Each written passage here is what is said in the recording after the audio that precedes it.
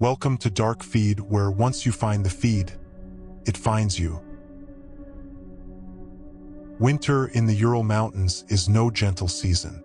It is a place where nature tests every human who dares enter its icy grip. The cold can freeze flesh in minutes. Winds whip like furious spirits across barren slopes. Snow blinds like a living, breathing storm. This is the setting for a tragedy that would puzzle the world for decades. A story of 9 young hikers, 9 friends who vanished into the frozen wilderness and were never quite the same again. In the heart of the Soviet Union, 1959, the city of Sverdlovsk was home to the Ural Polytechnic Institute. There, a group of students and recent graduates shared a passion. They were hikers, skiers, explorers. They were young, eager to test their limits. Among them was Igor Dyatlov, 23 years old, a radio engineering student, a natural leader. Igor was the designated expedition leader for this winter trek. His friends trusted him. They planned meticulously. Their goal was to cross the northern Urals, to summit Otorten Mountain, a peak about 10 kilometers north of their planned final campsite. A challenging but achievable route. Their group consisted of 9 people. Igor Dyatlov himself, the leader, Ludmila Dubinina, a linguistics student, Zinaida Kalmogorova, an experienced skier, Rustam Slobodin, known for his toughness, Yuri Krivonischenko, a photographer, Yuri Doroshenko, a radio operator, Nikolai Thibeaux-Brignol, an outdoorsman, Semyon Zolotaryov, a mountain climber, and Alexander Kolevitov, an engineer. Together, they shared skills, knowledge, and a camaraderie built on trust. The plan was to set out on January 27, 1959. They traveled by train from Sverdlovsk to Ivdel. From there, they took a truck to Vizhay, the last settlement before the wilderness. From Vizhay, they would hike on foot into the Ural Mountains, carrying their gear, tents, food, skis, cameras, radios. Prepared for the brutal cold and deep snow, their equipment was state-of-the-art for the time. As they moved deeper into the wilderness, the landscape grew more unforgiving. Dense pine forests gave way to bare, snow-covered slopes. Temperatures dropped to minus 30 degrees Celsius or colder. Winds could reach hurricane force. They camped in valleys. They climbed ridges. They took photographs. They recorded their progress with optimism. Among the group, Yuri Krivonischenko documented their journey with photographs. His camera caught moments of joy, smiles, shared meals, laughter. Amidst the harsh landscape, their spirits were high. They were a team united by purpose. But the mountain is indifferent to human plans. And on the evening of February 1st, they made camp on the eastern slope of a mountain called Koletsayakal. In the local Mansi language, it means Dead Mountain, a name with ominous weight. The campsite was set up on a gentle slope. The tents pitched, supplies arranged. The temperature was merciless. The wind howled through the night. From this point forward, the story takes a sinister turn. The group was due to send a telegram from a nearby settlement on February 12th. When no message arrived, friends and family grew worried. Search parties were formed on February 20th. On February 26th, searchers finally found the group's abandoned tent. But what they saw was disturbing. The tent was cut open from the inside, not unzipped, not pushed open, sliced. The group had apparently fled in a hurry. The footprints showed they had run out into the snow, many barefoot or in socks, toward the dense forest below the campsite. Outside, the snow was pristine and frozen, but the tracks told a story of desperation. The hikers had fled into the storm, into the unknown, inadequately dressed. 2 bodies were found first, near the edge of the forest. They were dressed only in their underwear, their frozen forms silent witnesses to a night of terror. Days later, 3 more bodies were discovered in the snow between the forest and the camp. Their clothing was shredded. Their bodies bore injuries inconsistent with a simple fall or animal attack. Months later, For more bodies were found in a ravine, buried under snow. Autopsies revealed chilling details. Some had fractured skulls. Others had massive chest fractures. Some were missing their eyes and tongues. The force of the injuries suggested impact comparable to a high-speed car crash. But there were no external wounds consistent with such trauma. No bruises, no cuts, no evidence of weapons. The official investigation was baffled. They concluded the hikers died from a compelling natural force. But the mystery only deepened. Why did experienced hikers flee their tent in such a panic? Why cut their way out instead of using the zipper? Why run into the freezing cold half-dressed? What was the force that drove them to such desperation? The case files were sealed by Soviet authorities. Rumors spread of secret experiments, of encounters with unknown forces, of government cover-ups. Since then, countless theories have emerged. From avalanches and katabatic winds to military weapons tests and even Yeti attacks. What happened to those 9 hikers? What horrors did they face on that dead mountain? The mountain keeps its secrets, but the frozen footprints remain, and the unanswered questions linger. The unforgiving cold of the Ural Mountains showed no mercy to those who dared trespass on its frozen slopes. For nearly 3 weeks, the world waited. Hope dwindled with each passing day, replaced by dread and despair. The missing 9 hikers, last seen alive on February 1, 1959, had vanished into the relentless wilderness. On February 26th, a search party led by local foresters and rescuers finally stumbled upon what remained of their journey. The campsite was a frozen tableau of chaos and terror. The tent lay on the eastern slope of Kholat Syakhl, a mountain whose name the local Mansi people had ominously dubbed Dead Mountain. It was here that the hikers had pitched their tent on that fateful night. But what rescuers found was not the peaceful camp the group had left behind. Instead, the tent was slashed open, not through its zipper or entrance, but violently cut from the inside. The fabric was shredded in ragged lines, as if something forced the occupants to escape in desperate haste. Outside the tent, the snow told a story far darker than mere absence. Footprints radiated away from the tent, some bare, some clad in socks or shoes, but many tracks showed no footwear at all. Shoes and socks had been discarded near the campsite, abandoned as the hikers fled. The footprints scattered chaotically, leading down toward the dense forest below. The rescuers followed the trail, each step sinking into the snow, each footprint a silent scream frozen in time. About 1.5 kilometers from the tent, they found the first 2 bodies.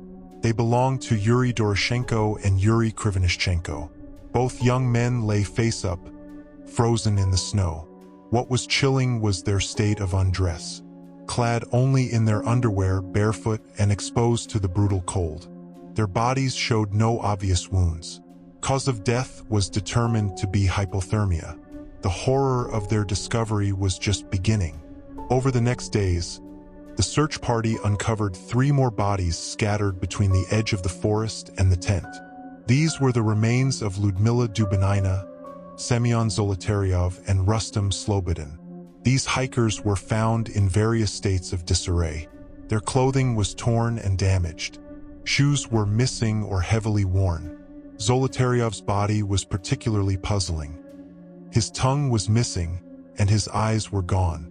Months later, 4 more bodies were discovered deeper in the woods, buried beneath several feet of snow in a ravine. Igor Dyatlov, the leader, Nikolai Thibeaux-Brignol, Zinaida Kolmogorova, Alexander Kolevatov. The state of these final bodies sent shockwaves through the investigation. Autopsies revealed horrific injuries. Igor Dyatlov had a fractured skull. Nikolai Thibeaux-Brignol had a crushed chest with multiple broken ribs and sternum fractures. Zinaida Kolmogorova and Alexander Kolevatov were also found with signs of severe trauma. Yet there were no external wounds or bruises to explain these injuries. The force required to cause such damage was compared by medical examiners to the impact of a high-speed car crash. The absence of external trauma suggested the injuries were the result of some immense, sudden force, something unlike any natural accident. Additionally, the bodies showed other disturbing anomalies. Both Doroshenko and Dubinina's clothing tested positive for radioactive contamination. Small traces of radiation were found on their clothing, a detail that perplexed investigators and later fueled rumors of military involvement. Some medical personnel also reported unusual physical symptoms in the victims, such as skin discoloration. Dubinina was said to have displayed orange-colored skin and gray hair, symptoms consistent with radiation sickness. Despite these alarming details, the official Soviet investigation concluded that the hikers died due to a compelling natural force. But the evidence raised more questions than answers. Why did the hikers cut their way out of the tent? Why flee in freezing temperatures inadequately dressed? What caused the internal injuries without external trauma? And what was the source of the radiation found on some clothing? Witnesses and search teams noted the eerie absence of any signs of struggle or attack. No footprints other than the hikers. No indication of wildlife predation. No signs of robbery or violence. Investigators considered many explanations. Avalanche was a popular theory, but the slope where the tent was pitched showed no signs of disturbance or snow buildup indicative of an avalanche. The footprints suggested panic. The hikers fled not in unison, but scattered, some even doubling back toward the tent. This disorganized flight suggested an unexpected terror that overwhelmed their survival instincts. Another perplexing detail was the positioning of the bodies. Some were found with strange postures. Zolotaryov's hands were tightly clenched into fists. Others had fractured ribs but no external bruises. Theories of a military weapons test nearby gained traction due to the radioactive clothing and the discovery of a metal fragment near the ravine. Rumors circulated of secret Soviet experiments involving parachute mines or pressure waves. Some investigators speculated that the hikers may have encountered an infrasound phenomenon caused by wind passing over the mountain. Infrasound can induce panic attacks, nausea, and irrational fear, possibly explaining their sudden flight. The mystery deepened when testimonies from locals reported seeing strange glowing orbs or unusual lights in the sky around the time of the incident. Despite intense public interest, the Soviet government classified much of the case material, limiting transparency. This fueled conspiracy theories and speculation. What truly happened on Kolytsyakhl? Was it a natural disaster? A secret military experiment gone wrong? Or something beyond human understanding? The Dyatlov Pass incident remains one of history's most enduring mysteries. A chilling reminder that even in the modern world, nature and unknown forces can still strike terror into the hearts of the brave.